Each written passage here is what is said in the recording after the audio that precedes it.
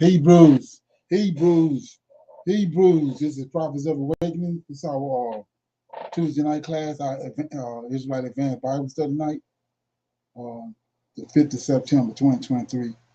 We're going back in on the book of Enoch, go back over some stuff in there, and break it down. Okay, you can go to our YouTube channel, which is Prophets of Awakening. Check out our videos. We have a lot of videos on the channel. And these videos will connect a lot of dots for you and lead you to the truth of the Holy Scriptures. If you like what you're hearing and receiving, I'm asking you to like, share, and subscribe to the channel.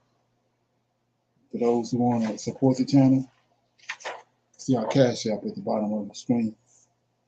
We appreciate it. Okay, so with that being said, this is a non-Messianic channel for those that don't know. And by that I mean we only deal with the Tanakh, which is the Old Testament, and the Torah, which is the first 5 books of the Old Testament, the books of the law that was given to Moses for Israel. They don't subscribe to the New Testament and the God is over the New Testament. Okay. So shalom and welcome to the channel, and welcome to our Israelite Advanced Bible Study. We're going to do our normal, which is a moment of silence, our prayer, read the Psalms, and do some current events, bring everybody up to par on what's going on around us, do a little need to know information. We'll open it up for some Q&A. Then we'll go into our topic for discussion, which is be reading and discussing things out of the book of Enoch. Okay? So this moment of silence is for the Lord of hosts. All that he's doing to bring about our prophesied deliverance in these last days. Okay? Oh Lord, we come before thee this day, thanking you for your mercy and your great power. We appreciate you, O Lord, for your patience and guidance in these last days. Oh Lord, we thank you for your awakening us to this great understanding of your word. Oh Lord, we see your mighty hand in the world's affairs and how you are constructing your people's deliverance. And we trust and rely upon thee. And for this cause, we honor and respect you greatly. Turn out thy face from us, but allow us in our searching of you to find you, O Lord, that we may dwell with you. Peace be unto you. Okay. So with that being said, read a psalm. Okay.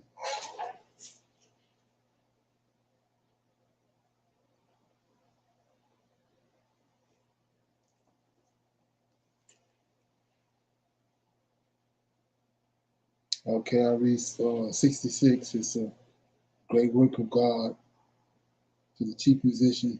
Okay. Make a joyful noise unto God, all ye lands.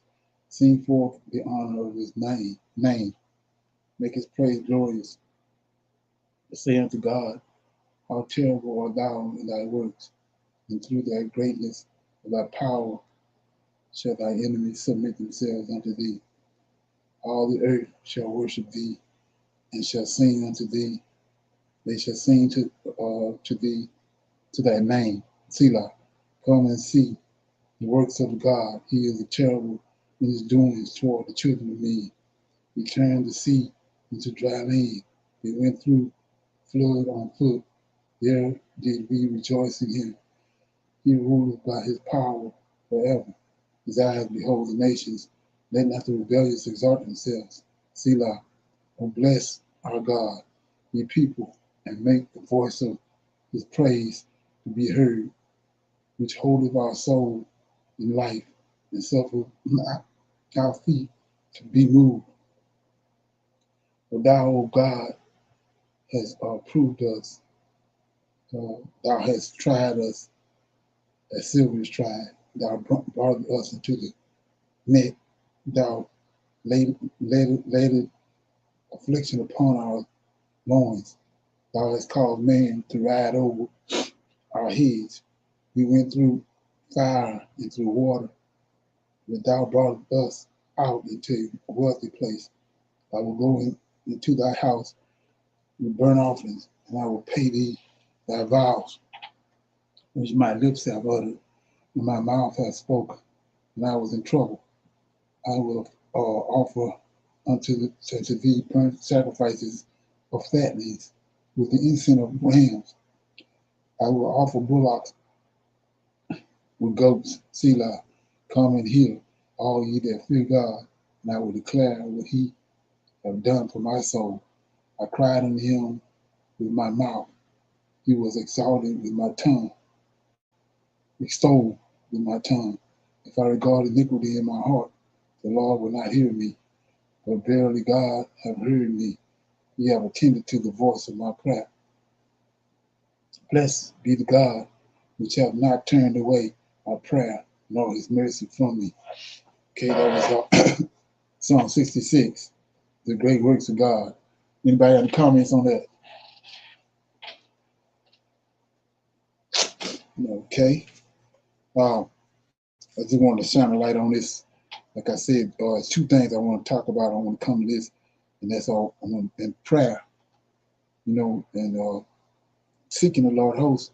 Okay, they tell us, pagans and the Europeans, Gentiles, want you to get down on the ground on your knees and bow down with your head down to the ground. But we noticed that all our forefathers, even the pictures, a lot of people probably pay attention to it, but when the slaves was coming over here, they was catching the slaves and bringing them here, they was throwing their hands up. They was on their knees throwing their hands up. So you say, what's going on? They throwing their hands up to God, to Lord of Hosts. Actually, when you go to the Hebrew, that's the symbol of the God of Israel. Mighty God of Israel it looks like a man with his hands stretched out over his head. So they was throwing up their hands because they was calling for their God, but he had already told them, to the curses, that he had turned his face from them. So they was throwing their hands up, but it wasn't working. It's almost like what you call it, like an emoji, I guess you could say that they use for the transatlantic slave trade is this image of this black man on his knees with his hands stretched up there. So anyway, you say, what are you talking about? You go to Deuteronomy. Exodus 32, right quick. See what I'm talking about. Exodus 32, and then you see, let me see, I'm in the right place. Exodus 32. Deuteronomy 32, my bad. Deuteronomy 32.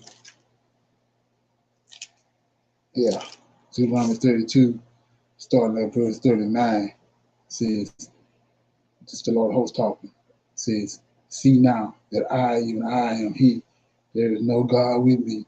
I kill, I make alive, I wound, I heal. Neither is there any that can deliver out of my hands. Then 40. For I lift up my hand to heaven, and I say I live forever. If I with my glistening sword in my hand take hold of judgment, I will render vengeance to my enemies, and I will reward them that hate me. So we see right here, he's not telling us to do something that he ain't doing. So he's right here with his hand, both his hands stretched up to heaven, to his creator, to his master. And that's what we do when it comes to the Lord of hosts. And one more example is in Daniel. Look at it. Daniel chapter 12. See? Daniel chapter 12 says, starting at verse 4. But thou, Daniel, shut up the words and seal the book, even to the time of the end. Many shall run to and fro, and knowledge shall be increased. Then I, Daniel, looked, and behold, there stood the other two, one on this bank of the river and the other on that side of the bank of the river. And one said to the man clothed in linen, this is the Lord of hosts, same person in Deuteronomy 32. And the one said to the man clothed in linen, which was upon the water, he's standing on the water, waters of the river, how long shall the end of these wonders be?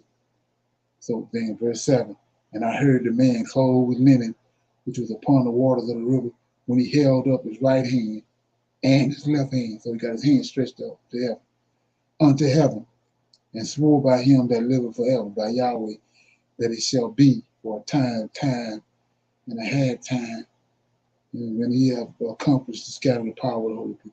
So we see him doing it right here. Twice. We see him in Deuteronomy, and we see him doing it right here. And that's what we was doing. A lot of our forefathers when they was coming over here. And all through Israel history. David was doing it. Stretch forth their hands to heaven.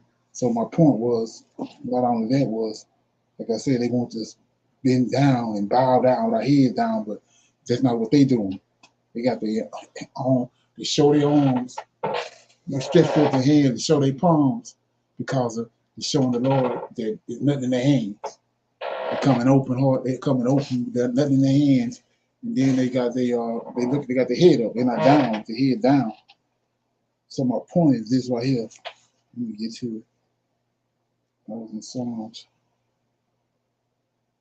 and it was 66.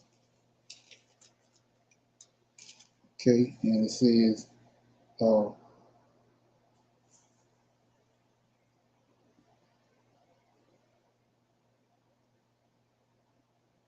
okay,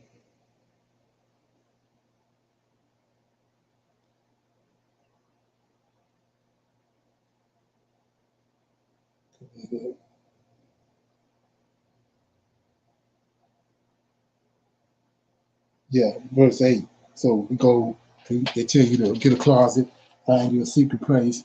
You go in there and you don't speak out. You don't cry out. It's just, like telepathically. You ain't saying nothing. But if you go to Daniel, Gabriel said, because Daniel was crying out, he says, I heard your words. So if you ain't saying nothing, they ain't how they gonna hear you. So he says right here, uh, 8, 66 and 8. Oh, bless our God, you people, and make the voice of his praise be heard. See that? Then he says over here, he said again over here says 14, which my lips had uttered and my mouth had spoken when I was in trouble. So he spoke out, cried out. I will offer unto the I will offer unto thee burnt offerings, burnt sacrifices of fattening, with the incense of rams, and I will offer bullocks with goats. Come and hear, all ye that fear God, and I will declare what he hath done for my soul. I cried, here you go right here. I cried unto him with my mouth, and he was extolled with my tongue. And I if I regard iniquity in my heart, the Lord would not hear me. So they're crying out. They're not, it's not you go some secret place and talk to the Lord, but you're not crying out. You're not opening your mouth. That's what they're looking for. There's something going on with that, just like you're singing. Something going on with it. We've been tricked off on it. Anybody got any comments? It sounds, Shalom. Shalom, Shalom. It sounds about right. If you bring it to where we are, if we got on this air with you, and at times if we're not saying anything, then nothing is being said. How do he knows, but he wants you to speak it, just like he Right. has, like you read. Exactly. He ain't telling us to Yes, do sir. nothing he not doing. Yes, sir. Shalom. Um, in the upbringing through the churches and the ages of the preachers and talking, they said they use that mumbling word. Uh, don't don't boast about. Just be quiet, because even I've heard it in church. It says the devil always knowing what you're saying, so mumble and he can't understand you. Keep quiet, like you said, That's go right. in the closet to your secret place, and he won't hear you. And So it's they always want you not to hear you. You know. exactly right. And then it just gonna situation gonna get worse. I think we had this conversation before was like when it says that the purpose of fasting is when you understand the construct of the body, human body when the creator made it was you got flesh and being that a spirit you can't see it, the flesh is to identify each spirit. Each spirit have a flesh on it to identify it. So the spirit and the flesh is separate. So the reason you fast is to you want to get close to the creator because they in another dimension, the spiritual dimension. That's what they at. These angels, all of them. So to get closer to him and to that world, you oppress the body. Five senses. You cut it off from eating, wanting water, all that. That's what fasting is about, to bring the spirit man up. So that's why so when you do that, you more apt. It's like your antennas working better. So like I was saying before, you understand that these spirits is in these other dimensions, you harm into that. So if you aware of wickedness that's around you, and then but you don't ever cast it out, like when you're alone. I mean, I don't know if anybody or you wow that or know how that works, but I mean, for instance, just say that you never had the book of Enoch. Somebody told you about the Lord of Hosts, then they told you about the book of Enoch, and so you went and bought it. And then you got along by yourself, start reading it, and it's almost like a trance. Once you start reading and information start coming together, you start reading, you kind of go in another zone. Well, it's wicked ass spirits around trying to keep you from getting in that zone. Anything might happen. The phone might go off. He says Satan is the father of prince of the power of the air. So that's frequencies, all that. Phone go off. Some nut bucket call you that had never called you just when you get in the zone and start learning this information. You're gonna come. So like I was saying, if you don't speak, open your mouth and cast it off, they're gonna keep on coming. It's like flies on poop. They on there, you walk by, they're gonna fly away. As soon as you leave, they come right back. Same thing with that. If you don't never call them out and say it now, making it known that you know that they there, they're gonna keep doing the same shit. You see it over and over again with generations. The mother uh, end up in the same situation. The daughter ended up in the same situation the mother was in. Because the same, you're dealing with the same damn spirits. You ain't nobody ran them off. Ain't nobody addressed them, cast them out, or ran them off. You know what I'm saying? Like I said, if you don't ever say nothing, they not gonna do nothing. They're not going nowhere. So yeah, but that's something for another day. Uh, yeah, everybody good? Yes, sir. Yes, sir. Okay.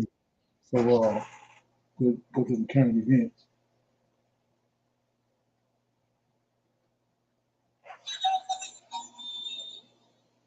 Greetings, family, and welcome to another episode of Wake Up Africa. My name is Dr. Mobi Saraki. How you doing? How's everything going? I really do pray, family, that you are well in absolutely all your ways, and that you're moving into living life very much on your own terms and in your own narrative. We are just, and even beyond that, family, we are just lending our energy and our good vibes and celebrating hard the incredible liberation of Gabon. And as I say, family, I know a lot of you have been contacting me saying, oh, is this a win? Russia could be behind this. The Wagner Group could be behind this. So-and-so could be behind this. And, you should really, really be celebrating. And I think, family, if you've been watching my channel for any amount of time, you know that for me, it's not what's happening here on the physical plane. It's never been about that. The war that's been won, or the coup that has taken place in Gabon, actually started 2 years ago or 3 years ago, when Africa's alternative media, when Africa's YouTubers started to expose the state of Gabon, started to expose what the French were doing to the Gabon. And the people who brought us that information were the alternative bloggers, were the reporters who took a risk to dig deep and get that information. And so it's been a spiritual change that has now led to the army having enough energy behind them where they can say enough is enough, we're sick and tired of being sick and tired, and we're taking back control of our nation. And family, let me tell you, this is having crazy ripple effects across Africa. You know, the Lusophone countries, you know, is it Portuguese countries, presidents are very nervous. And we've seen one or two, because, okay, the first thing that happened is the minute this happened in Gabon and the celebrations are dying down a bit, everyone was like, okay, next stop, Cameroon. We need a coup in Cameroon. Even the British colonies that are still as enslaved as ever were now, you know, tweeting to our brothers and sisters in West Africa, talking about how we needed, you know, Cameroon now needs a coup. Everyone has become an African expert. I love it. I love our people. And, you know, this is now Cameroon apparently made major changes to their army. And Rwanda, I'm telling you, Kagame is never comfortable, yo. Kagame has also made swift changes to his government, and especially this very powerful general called James Kaparepe. They were all retired. I don't know, he retired like 2 generals, 2 lieutenant generals, and like 5 major generals and 3 brigadier generals, family, just like that. And the African presidents, that's why you're seeing them not knowing which direction to say, because the citizens of Africans are celebrating. We've sent our congratulations on behalf of the Republic of Kenya. We would like to wish you, congratulate you on your coup, literally. We're not seeing them sending those messages. We're just seeing them being pulled around like the puppets they are, being told, you need to react, you need to react. But they're in a very tricky situation because the local populations don't support them. And this is why we haven't seen Nigeria take any move even to Niger, for example. Because the Nigerian citizenry are standing with the Niger citizenry. They've tried. They've tried to bribe the politicians, they've tried to do this, they've tried to do that, but it's not happening. Because the tides have turned, family. And it's going to be very interesting to see how African presidents start to move, because literally everyone's head is on the chopping board. And I know we haven't seen a lot of like coups take place in former British colonies, but best believe, I told you about Africa, family. We love to copy paste. We love, when one thing is ignited here, that fire catches on to all nations and spreads like wildfire. We are back in the times of the 1950s and 60s, where revolution was the word of the day, when the liberation was the word of the day. And back then, we may have been a little naive in what we thought liberation was. But our ancestors did what they needed to do. They took to arms and made sure, at least physically, somehow, that thing was reduced. But we are the ones, and we are the generation that has recognized that it's about the mental liberation of our people. And if we concentrate on the mental liberation of our people, family, the physical liberation must come. And that's what we're witnessing, because too many people have been sending evil eye to Ali Bongo. Like, why is this guy still here? Why is he still president? So that energy has been going round, has been making the rounds. has been getting the eyes and the attention of so many people. And I told you, an energy is the new super weapon, family. And as long as we keep in focus what's happening in our reality, which is the liberation of our people, then this will continue. I feel even Babylon's media is no longer relevant. I don't know about for you, but I feel because we have now so many other voices, we have the Chinese voice who have their agenda. We have Russia Today who have their agenda. We have Wion, which is India, who have their agenda. All these major media weapons that are now promoting different narratives. So the narrative war, if Babylon controlled the narrative war, maybe ECOWAS would have been able to do something by now. But there's too many other voices who are also helping us, who are behind us because they hate them. The enemy of your enemy is your friend for a season. Okay. Any comments on that?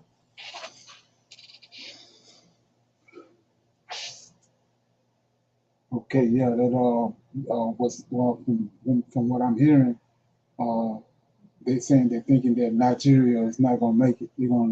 It's gonna be a coup in Nigeria. So if that happens, that's gonna really be big. Okay. Shalom.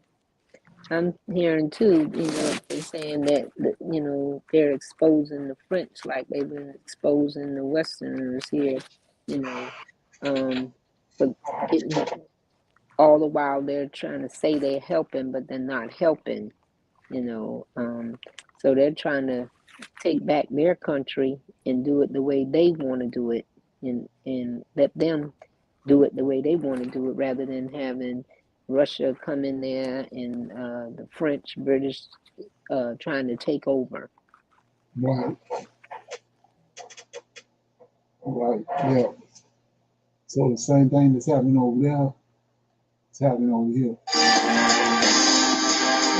Democrats are scrambling to appeal to early Black voters, a constituency the party will need to rely on when it comes to squeaking out a win for President Biden in 2024.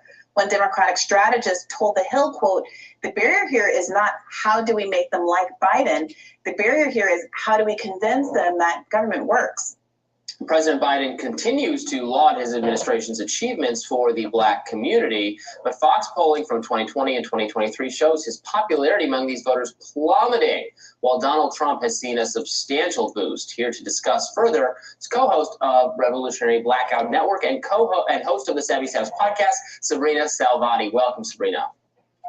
Good morning. Thanks so much for having me on. Yeah, thanks for joining us. So do you buy, the administration's claims that everybody, including everybody in the Black community, should just be all fine and dandy with how things have turned out? I do not. I think that I have heard more from Black people that they're not willing to just cave over and vote for the Democratic Party this time around.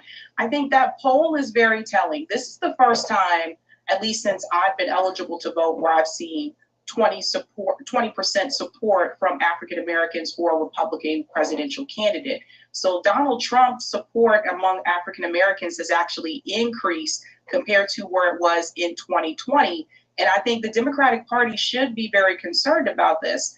I think this idea that Donald Trump is scary, and I'm just not convinced that that message about Donald Trump is going to work with Black voters this time around in 2024 the way that it did in 2020. And I say this because during 2020, that was a chance when we were like, well, we could have a Biden presidency and it could be different compared to how it was with Donald Trump. Well, now we've had both.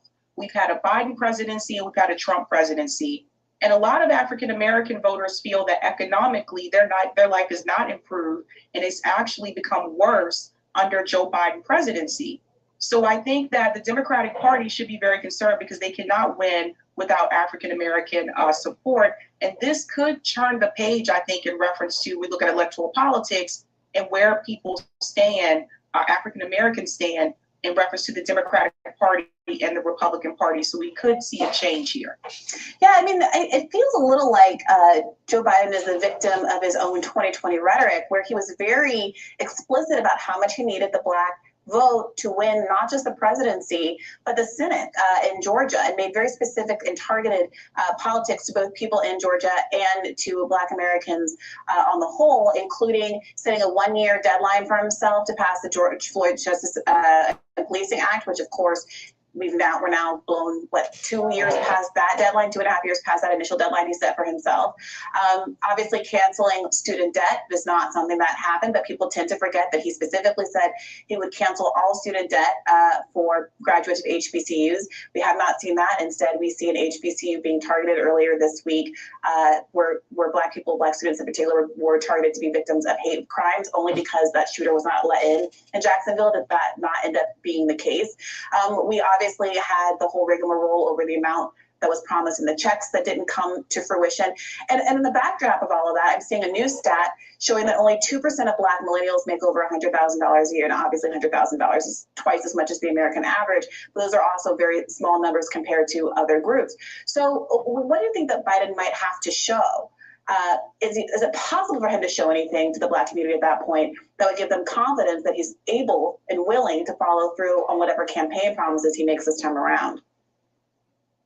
I'm not sure that any changes that he makes right now would actually change people's minds, for the people who said that 20%, for example, that said that they support Donald Trump. And the reason why I say that is because this isn't just about Joe Biden. This goes back to other Democrat presidents that have not fulfilled their promises and have not tried to help the Black community. That includes Barack Obama, who is a big disappointment for a lot of African Americans in this country in reference to where he stood with helping people in the Black community. Joe Biden really doesn't have a Black agenda. And I think that's important for people to understand. It's one thing when you're running for president, you make these promises and then you don't fulfill them. And the Democratic Party, for a long time, they have pandered to the Black community. When Black people are asking for certain policies to be passed, they say the right rhetoric when they're running their campaigns, but once they're elected, they ignore the Black community. In fact, I feel like we're the only group where the Democratic Party actually panders this much to, and they just don't fulfill these promises. So it was only a matter of time that eventually Black people are going to look at both parties, and I think they should look at every party and independent candidates as well and say, is this really working for us? So I think going forward, it may be a little bit too late for a Biden presidency, because we saw this with Joe Biden, we saw it with Barack Obama, we saw this with Bill Clinton. How much longer are Black people supposed to wait to get some type of concessions from the Democratic Party? Well, now President Biden is facing another online dragging for suggesting that he convinced Strom Thurmond to vote for the Civil Rights Act of 1963. Let's watch. Scientists have uncovered a peculiar bathroom ritual that has some men adding up to 52%.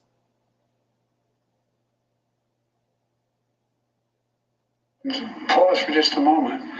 I thought things had changed. I was able to literally, not figuratively, talk Strom Thurmond into voting for the Civil Rights Act before he died. And I thought, well, maybe there's real progress. But hate never dies. It just hides. It hides under the rocks. Just a few problems there. Strom Thurmond did not vote yes for the Civil Rights Amendment. Biden didn't become a senator until 1973. Is this, he has these gaffes sometimes, remembering things that didn't happen or in vastly different circumstances than they did. Is this passing muster? Are people, believing the claims he's making about his own, history in crafting civil rights legislation? Single-handedly freeing Nelson Mandela from jail. What's next? He declared the Emancipation Proclamation, I think. Did you know that Joe Biden actually delivered me? Oh, that was nice. It's funny. There's this funny Twitter account that's photoshops Trump very convincingly in all these old photos. Oh, that was Trump with George Washington at the Battle of whatever. This is like kind of Biden's equivalent of that. He should get a meme team together to bear out some of his claims. Okay, any comments on that? Yeah, it's not. I don't see the people with Blacks going with the Democratic Party this year.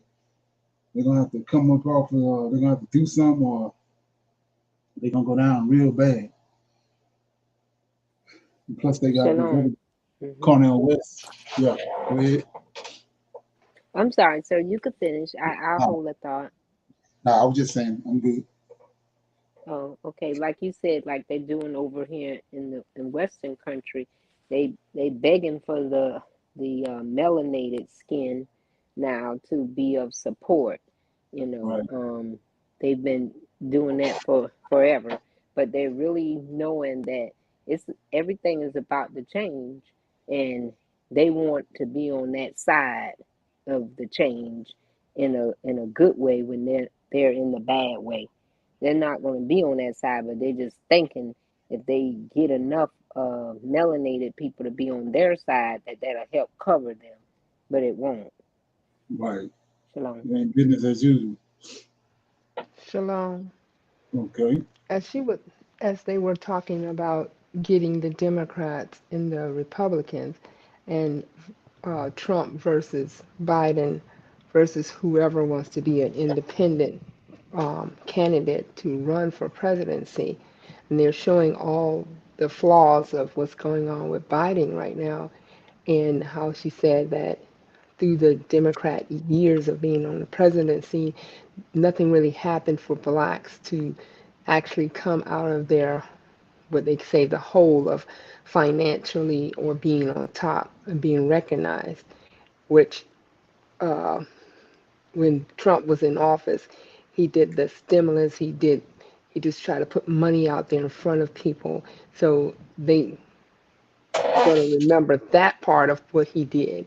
And then coming up, if he is a candidate to run, he would probably promote that same thing about finances, being at the top, giving it away, having them to have something tangible in changing their minds in that way. That's probably the only thing I see that will get some of those um, voters onto his side. Right.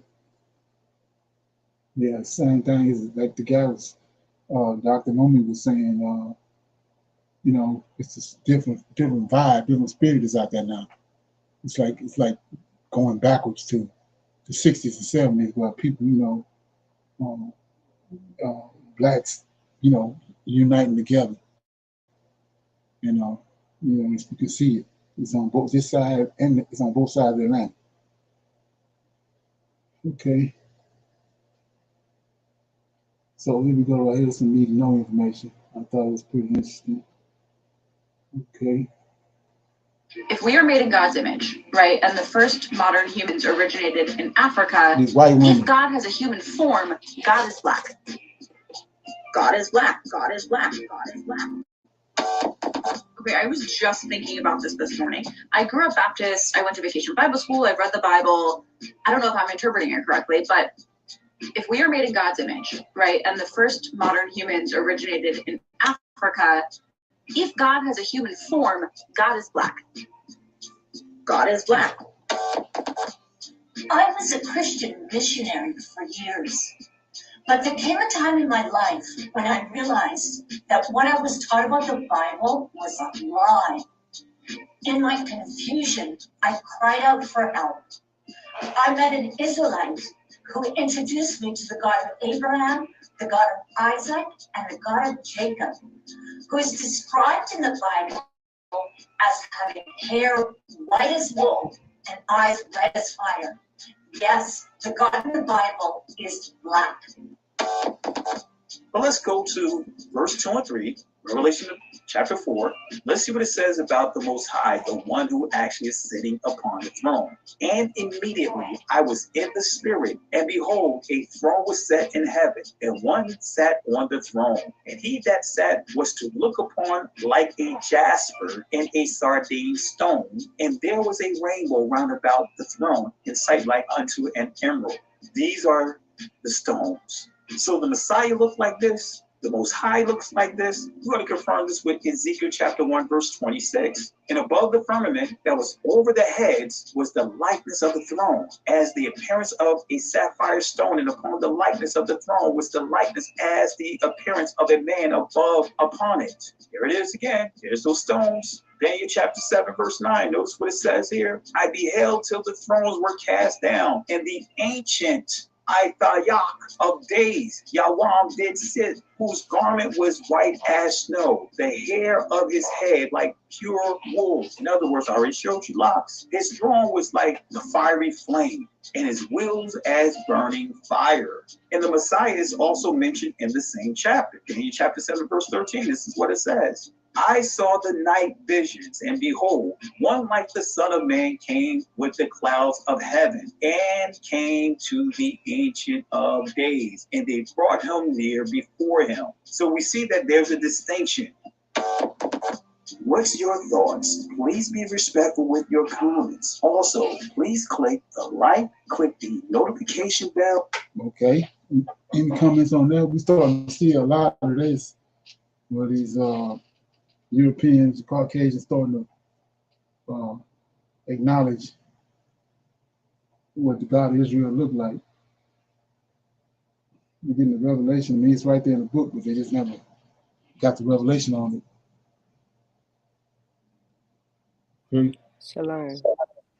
Yeah, I'm hearing more and more, like we're hearing more and more of the unmelanated start to, tell on each other, or start to talk about how we are the Israelites, and they're confessing and trying to think, just like you talked about back in Martin Luther King days, and them days where they try to say join forces, let's get together, and they want to try and get together again and save themselves on this physical plane, but on the spiritual plane, they know that's not their flight to be with us and help us and all. It's an ill-gotten gain that they're looking for. Shalom. Okay. Shalom. Anybody else? Okay. Yes, sir. As they're speaking out and talking about who really are the chosen people, they also, I've heard about saying Gentiles, and saying that we are also going to be able to come along, because we are not just the fact that we're not melanated, we are the Gentiles. We can also be in the house, in the temple with them. So they're also trying to blend in and get to, I guess, believe that they can be with the chosen ones. Well, yeah, the scriptures say that it's going to be a remnant left, but he said every year. So I'm thinking when Passover come around, they say they're going to come up to Jerusalem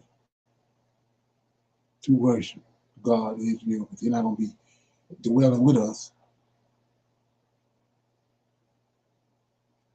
Okay. Yes, sir. Okay. Yes, sir.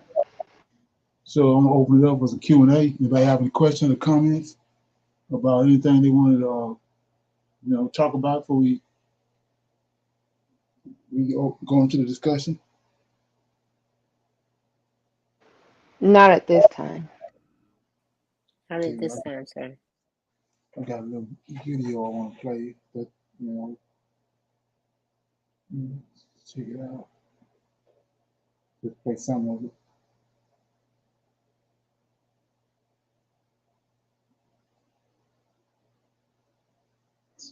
Family, this is Yuda Yasharel. Boy, have I got something good for you. The second Exodus will be the last. Then the sounding of the trumpets. Malachi, chapter 3, verse 6. I, the Lord, do not change. So I'm bringing this up to prove a point. In the first Exodus, there was an eclipse, April the 8th, the year 1339 BC. 2 weeks after that eclipse, there was the Passover. That was the second week of the first month of the biblical year. Israel left the night of the Passover, which would have been the 15th. But I want to share some things with you today. The number 7 and the evidence and the significance of the number 7. 7 is a holy number that often represents completion or divine fulfillment. The Creator has used 7 multiple times throughout Scripture for the holy festivals, and He isn't done yet. I found numerous events recorded in the Torah where it was illustrated the importance and meaning of the number 7. And this list is just a few. I'm not going to go through them, but if you guys want to see this list, just Google the number 7 biblical meaning, or just Google the significance of the biblical number 7 and watch what comes up. But just to give you an idea, take a look at this list. All of these are dealing with the number 7 in some form or fashion. You can see why I didn't want to go through each one of them, because there's a list as long as I am tall. And I'm not that tall, but this list is long. Look at this.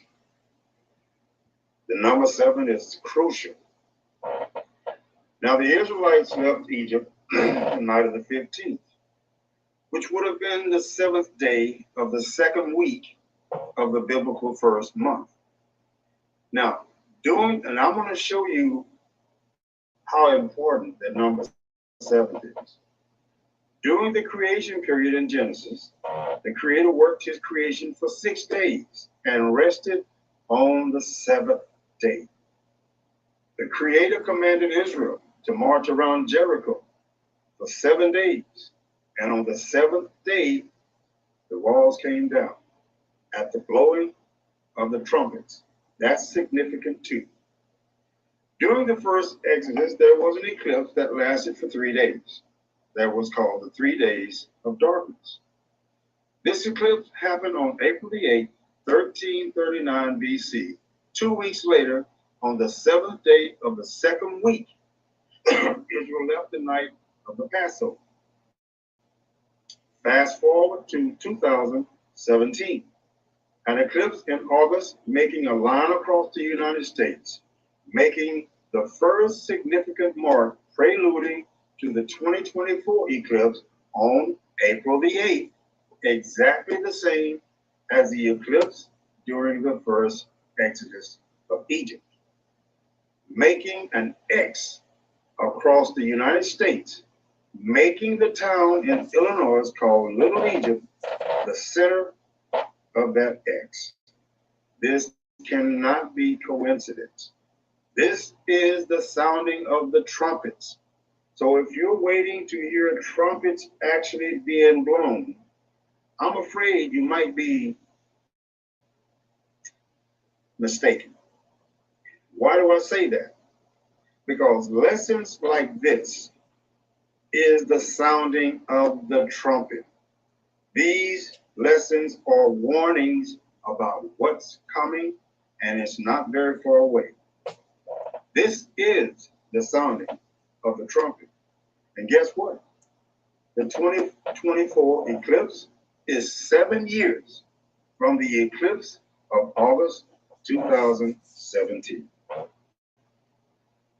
For reference, Genesis chapter 1 and verse 14. And the Creator said, "Let there be light in the expanse of the heavens to separate the day from night, and let them be for signs." Now, right here, a lot of people who think they know what they're talking about overlooks this second word, and. And is a separating word. It is dividing two situations from each other. for signs and for seasons and for days and years. Right now, we're getting the signs. Isaiah chapter 27 and verse 13. This is the context. The children of Israel being gathered one by one, and verse 12, they who are about to perish, seems to refer to the people of Israel enduring the time of Jacob's trouble. The turning point being and the beginning of deliverance is when the great trumpet will be blown. The trumpet is a symbol of considerable consequence in the Old Testament. In general, it can signify, now get this, an alarm of war, what's going on right now, a call to assemble, what's going on right now, or a command to march. See, for reference, Numbers 10, verse 1 through 10.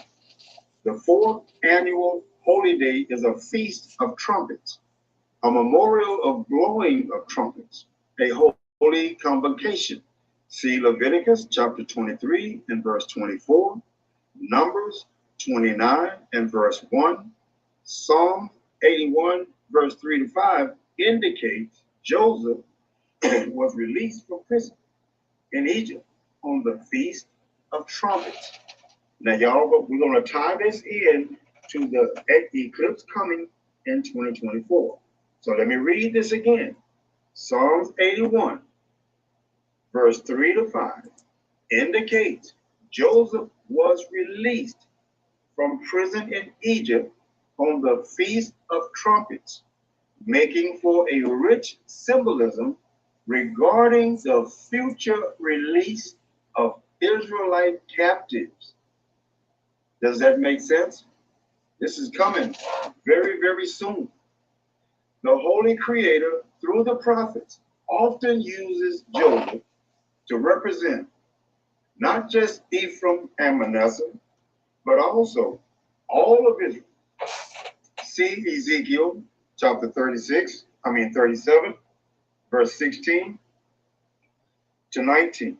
Also Amos chapter 5, verse 6, Amos chapter 15 and verse, Amos chapter 5, verse 6 and verse 15. He loves his creation more than we can comprehend. But that love is sometimes demonstrated in ways that we also do not comprehend.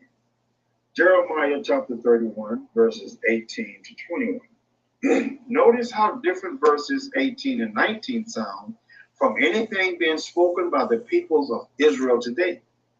After Jacob's trouble, Israel will actually grieve and moan due to the correction she receives. She will beg to be brought back to God. Verse 20 shows the unmistakable compassion and feeling that the Creator has for his people and his determination to lift them out of the pitiful physical and spiritual condition they will be in at that point. Verse 21 tells of Israel reversing the curse of her migration millennia ago. Set your heart toward the highway, the way in which you went. Turn back. Israel comes to this condition and pleads for the Creator's restoration before she makes the second exodus. Just as Israel cried out in Egypt to the Creator of their fathers, and then the Creator delivered them. If this is correct, and it is, the identity of Israel will be recognized sometime during Jacob's trouble, but before the second exodus takes place. I hope y'all got that. Okay. Yeah. So, in the comments.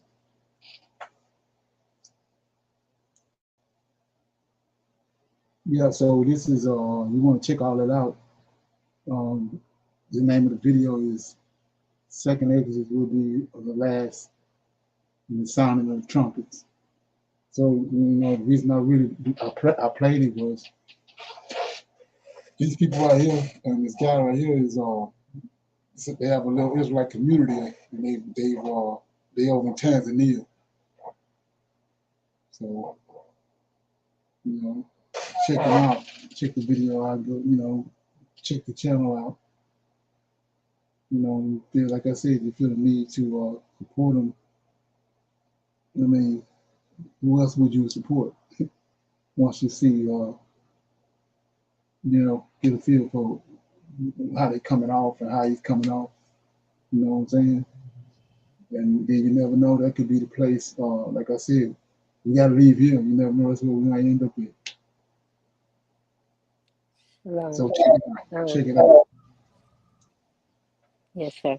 Shalom. I listening to him when he was talking about the Passover and the seventh day of the seventh week, and he talked about the eclipse and the one that was in 2017 and then the other one 2024, Right.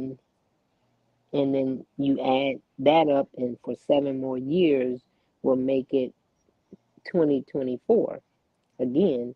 And then he talks about the trumpet not being like like they were saying, like you're gonna hear these horns, um, and when he go back and reference trumpet, meaning like call to war and alert, those kind of things. If we look at it, and we've just been talking about it all, things are happening, and they're Exactly. happening daily.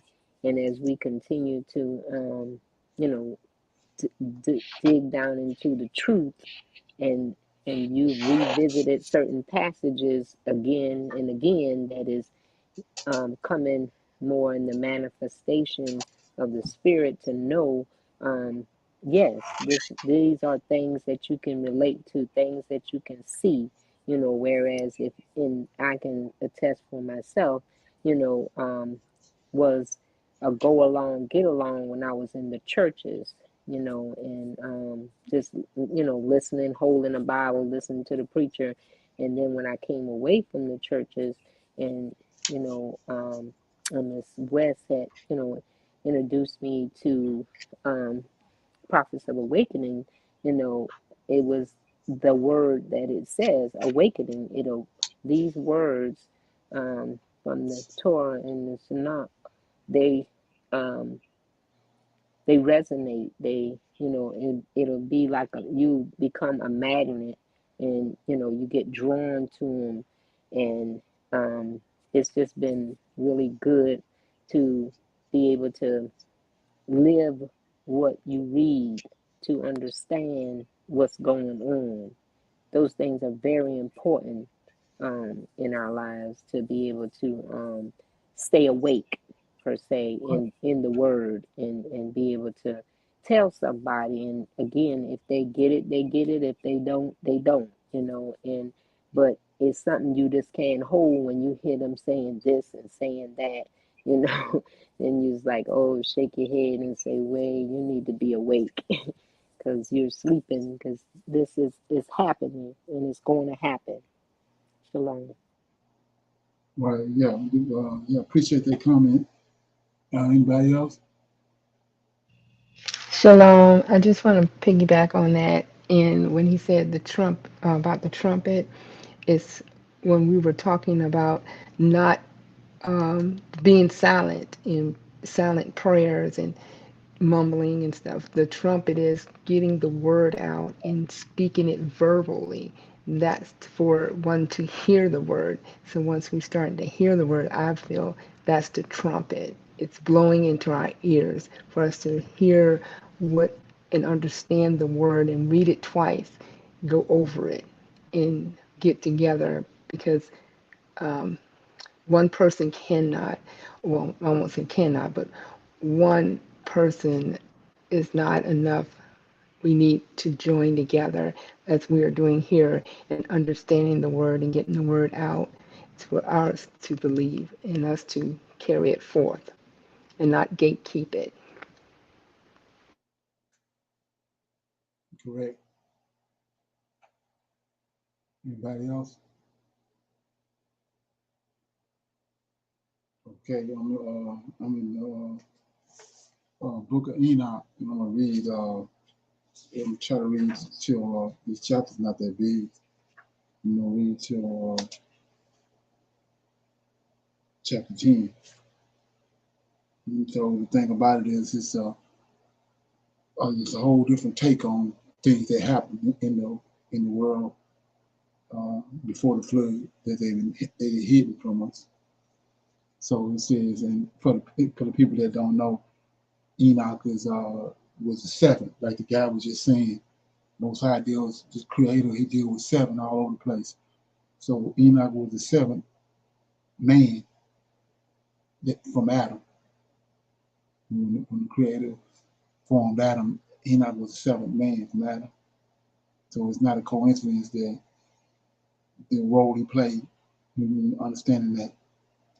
So it says the words of the blessings of Enoch, wherewith he blessed the elect and righteous, who will be living in the day of tribulation, when all the wicked and the godless are to be removed.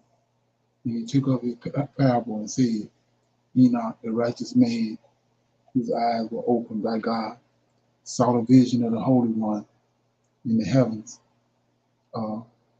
which the angels showed me, and from them I heard everything, and from them I understood as I saw, but not for this generation, but for a remote one which is to come.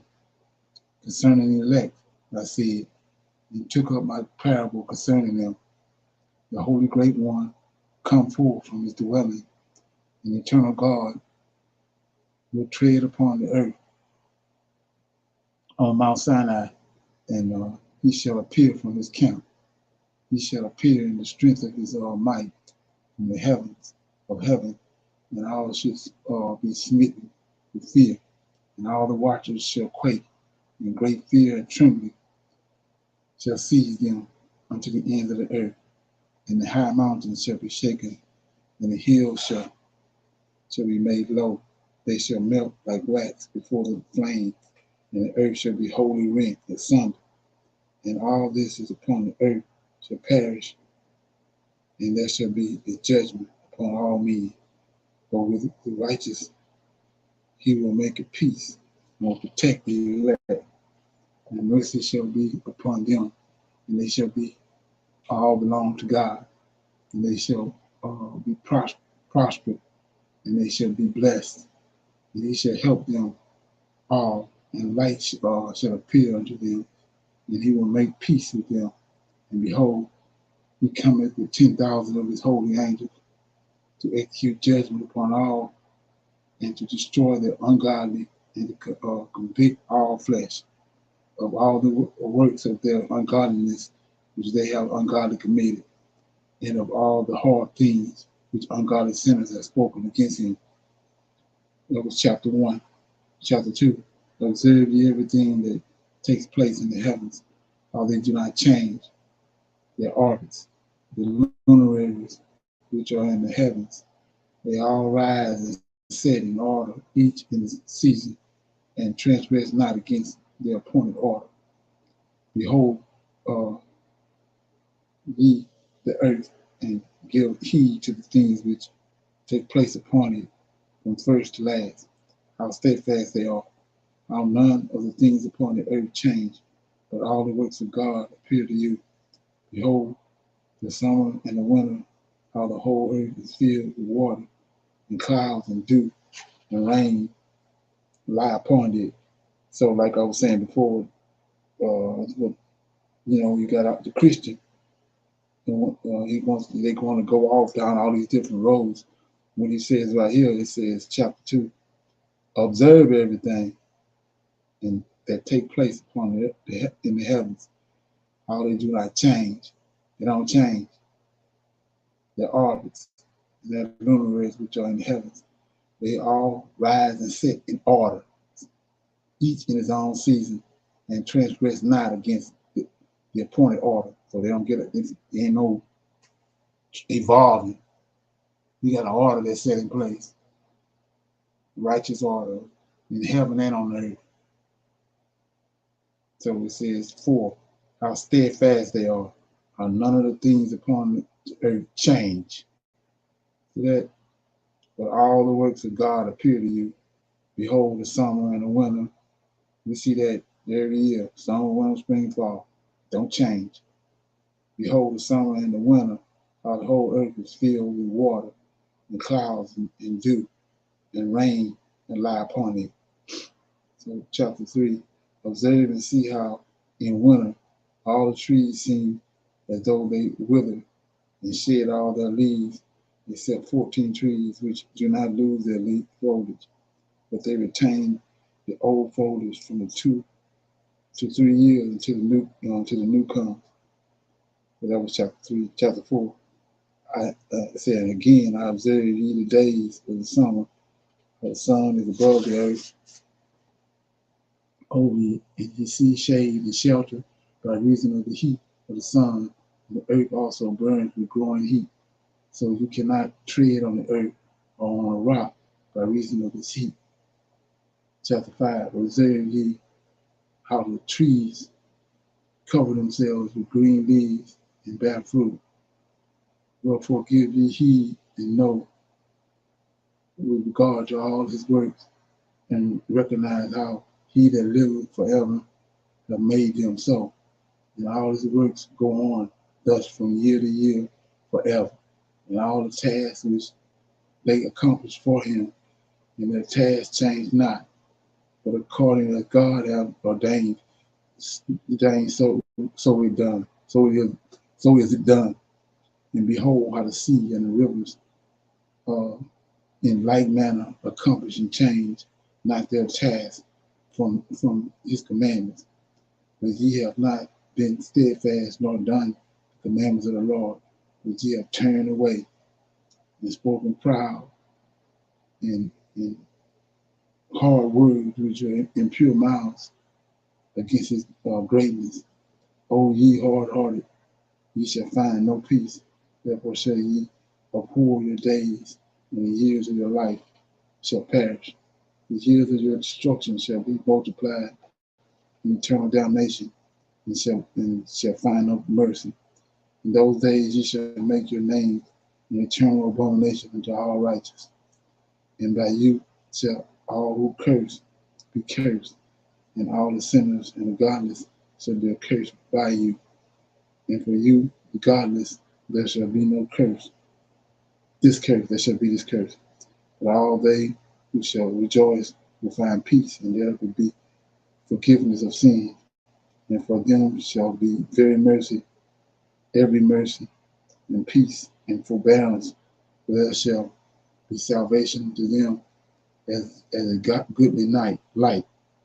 And for all of you sinners, there shall be no salvation, but on you all shall abide the curse. But for the elect, there shall be light and joy and peace, and they inherit the earth. And then there shall be bestowed upon the elect wisdom, and they shall all live and never again sin, either through ungodliness or through pride. But they who are wise shall be humble, and they shall not again transgress, nor shall they sin all the days of their life, nor shall they die of a divine anger or wrath, but they shall complete the number of their days of their life, and their lives shall be increased in peace, and the years of their joy shall be multiplied in eternal gladness and peace all the days of their life. Chapter 6, it came to pass when the children of men had multiplied that in those days were born unto them beautiful and comely daughters, and the angels, the children of the heavens, saw and lusted after them, and said one to another, come, let us choose us wives from among the children of men, and begat us children. And Joseph, who was their leader, said unto them, I fear you will not indeed agree to do this deed, and how long shall be to have to pay the penalty of great sin? And they all answered him and said, let us all swear an oath, and all bind ourselves by mutual implications, not to abandon this plan, but to do this thing. Then swear they all together and bound themselves by mutual implications upon it. And they were all 200 who descended in the days of Jared on the summit of Mount Hermon. They called it Mount Hermon because they had sworn and bound themselves by mutual implications upon it. And these are the names of their leaders. So I'm not going to read these names.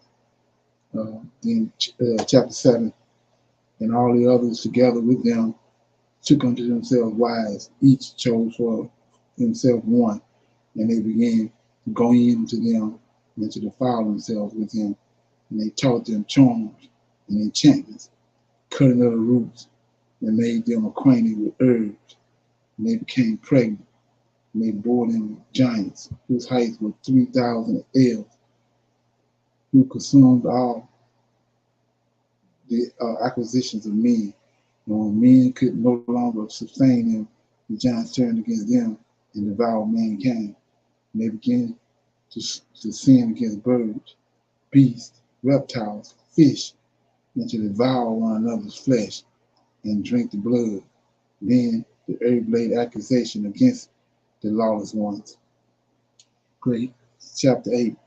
And Aviel taught men to make swords and knives and shields and breastplates, and made known to them the metals of the earth, and all sorts of working of them, bracelets, ornaments, and the use of autonomy, and the beautifying of the eyelids, and all the kinds of costly stones, and all enduring tinctures. And there arose much godliness, and they committed fornication, and many were laid astray, and became corrupt in all their ways.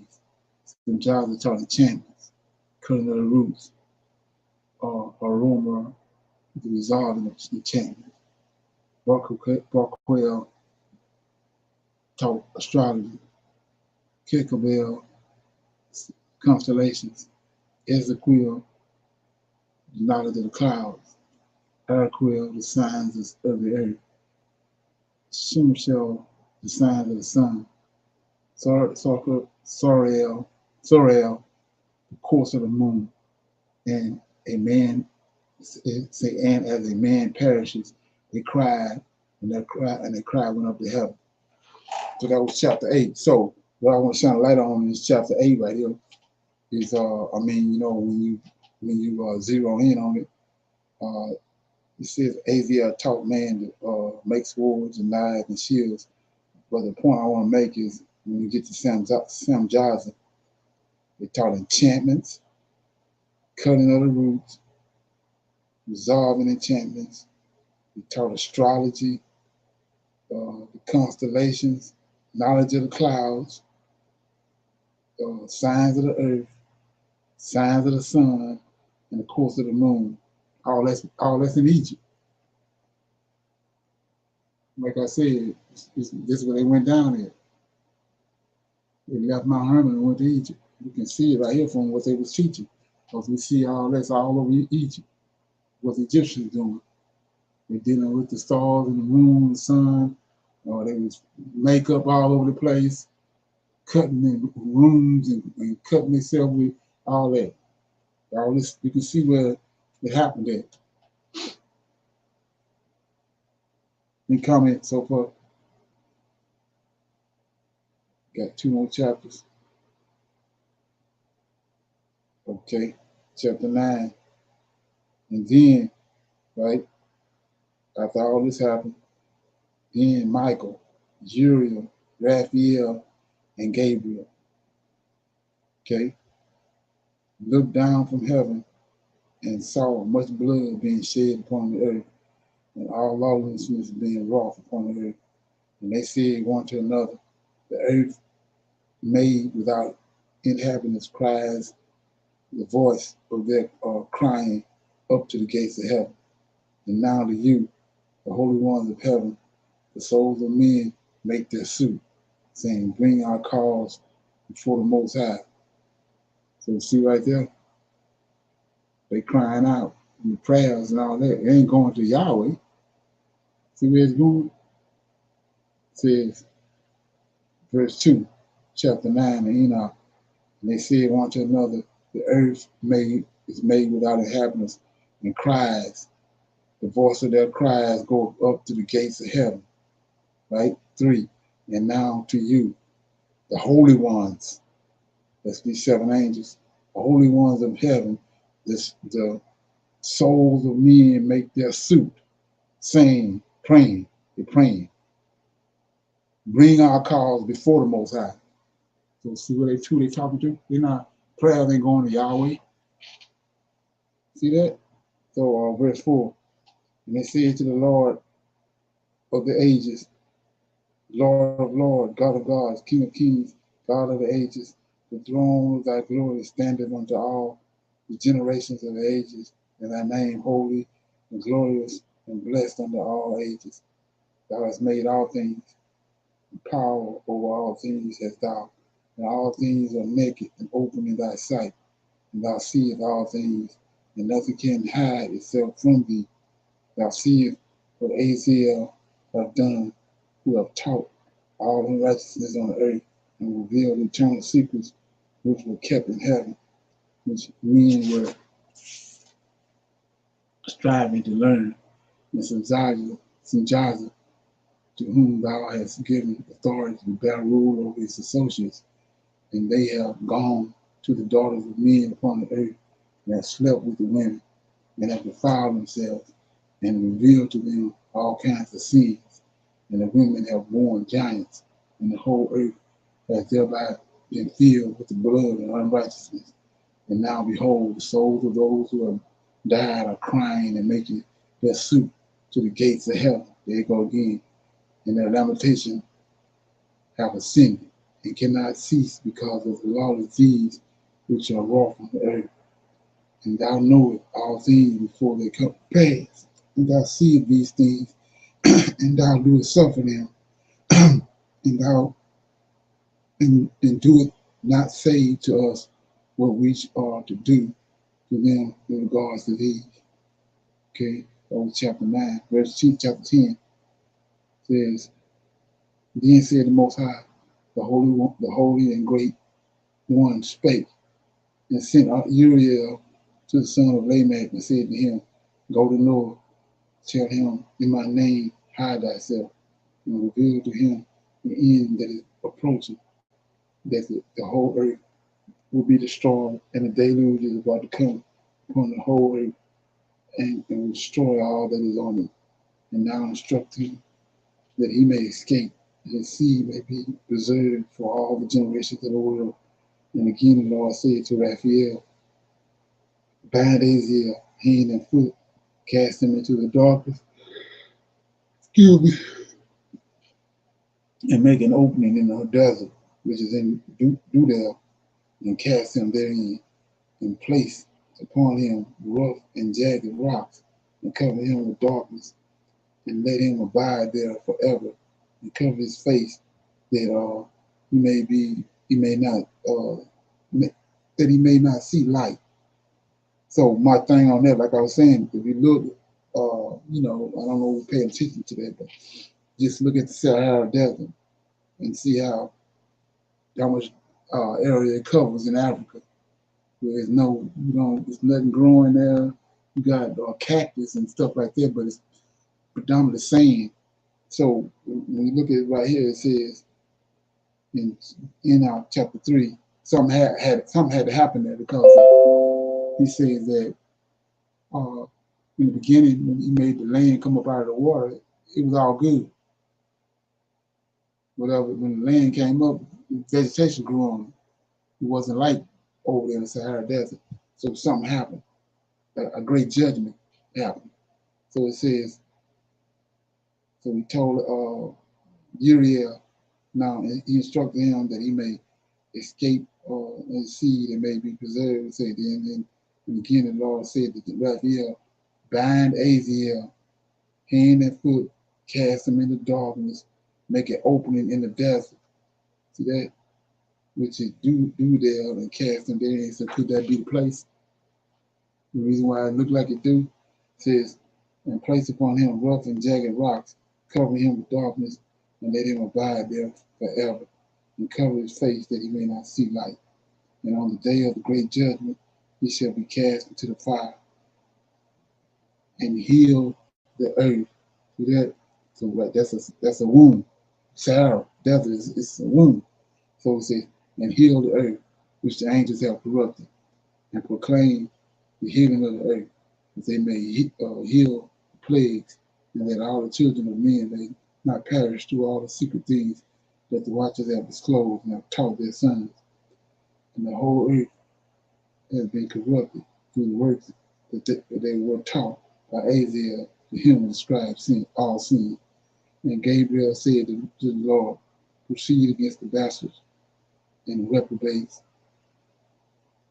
and against the children of fornication, destroy the children of fornication and the children of the watchers from among men, and cause them to go forth, send them one against another, that they may destroy each other in battle. For length of days shall they not have, no request that their fathers make of them, of thee, shall be granted unto their fathers on their behalf, and they hope to live an eternal life, and that each one of them will live 500 years. And the Lord said unto Michael, go, bind Sanjata and his associates, who have united themselves with women, as to have defiled themselves with them in all their uncleanness. And when their sons have slain one another, and they have seen the destruction of their beloved ones, bind them fast for 70 generations in the valleys of the earth, until the day of their judgment and their consummation, until the judgment that is for forever and ever is consummated. In those days they shall be led off to the abyss of fire, to the torment, and to the prison in which they shall be confined forever. And whosoever shall be condemned and destroyed will from thenceforth be bound together with them to the ends of all generations, and destroy all the spirits of the reprobates and the children of the watchers, because they have wronged mankind. So this right here is wicked spirits. And this is what I was talking about earlier. So notice he says, destroy, he told these angels, destroy all the spirits of the reprobates. That's these wicked spirits, came from the giants. 16, destroy all evil from the face of the earth, and let every evil work come to an end, and let the plan of righteousness and truth appear, and it shall prove the blessing. The works of righteousness and truth shall be planted in truth and joy forevermore. And then shall all the righteous escape and shall live until they begat thousands of children, and all the days of their youth and their old age shall they complete in peace. And then shall the whole earth be covered with righteousness, and shall all be planted with trees and full of blessings, and the desirable trees shall be planted on it, and they shall plant vines on it. And the vines which they plant thereon shall yield wine in abundance. And as for all the seed which is sown thereon, each measure of it shall bear 1,000, and each measure of olives shall yield 10,000 presses of oil, and cleanse you the earth from all oppression and from all unrighteousness, from all sin, from all godliness, and all the uncleanness that is wrought upon the earth, destroy from off the earth. And all the children of men shall become righteous, and all the nations shall offer adorations, and shall praise me, and all shall worship me, and the earth shall be cleansed from all defilement, and from all sin, from all punishment, and from all torment, and I will never again send upon it from generation to generation forever. So that was I read Enoch 1 through 10, chapters 1 through 10. Anybody got any comments? Anything ring a bell? Oh, shalom. I just want to say I have the Book of Enoch, and I was following you through, and it's a joy to know this, and to know that, once all the wickedness is gone, then it'll be righteousness forever, and Exactly. and that would be great. That's going to be wonderful. Right. Right. So yeah, back to what you were saying is that's where the problem comes in with so many Christian folks. They've been brainwashed on these books, like Jasher, Jubilees, and all that. So they're not reading it. It's a mind. It's a state of mind. If you read it like you read the New Testament, you believe all that, and you believe the Bible when they gave it to you, you have to read that in the same context, same mindset. If you believe in that truth, you ain't never gonna happen. You ain't gonna get nothing out of it. But you read it for what it's worth, like you read everything else, it'll start jumping off the pages. But they go into it not believing it. Don't want to have nothing to do with it. Okay. Anybody else got anything? Yeah, so you get a chance, check that video out that I had played, and then I remember must have been first of the year, 6 months or so ago, we had I gave the Psalms and the Proverbs and all that to the people, but I mean, they ain't got no feedback on that. So yeah, something to think about. I was saying that when the Psalms are read, I was looking up to the people to read the Psalm. That way, everybody can get more involved. Somebody every week can read a different Psalm, or whoever volunteers, but put some continuity to class by doing that instead of the same person reading it. Okay, so something to think about. Yes, sir. Everybody good? Yes, sir. Can you name of that video once more? Oh, it's let me see. It's the last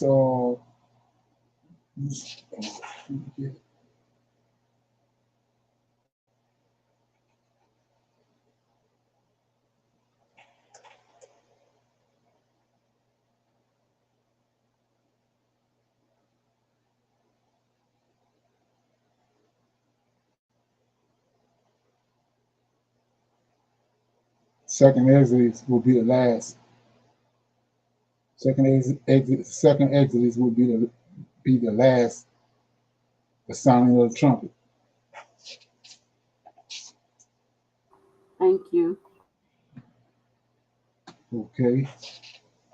So anybody else have nothing else? I'm gonna say shalom. See everybody tomorrow at 8 o'clock for reading through tonight. Shalom. Shalom, everyone. Shalom.